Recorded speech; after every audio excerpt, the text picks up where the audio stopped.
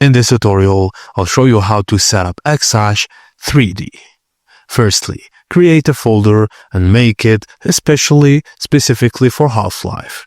Go to GCFS space to extract game data from the Steam distributed GSF file. Navigate to Steam installation folder, then Steam apps, and locate halflife.gcf file. Extract the value folder from Half-Life into your newly created Half-Life folder.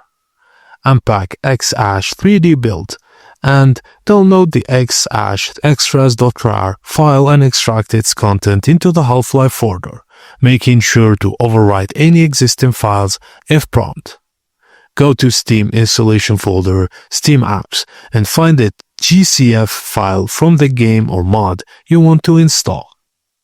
Using the GCF space-scape, extract the specific mod folder and place the extracted mod folder into the Half-Life folder where you've set up Xash3D. Ensure it is configured. Mods and derivatives will now be available in your Xash3D setup. And that's it, guys. Thank you for watching, and please don't forget to like and subscribe for more.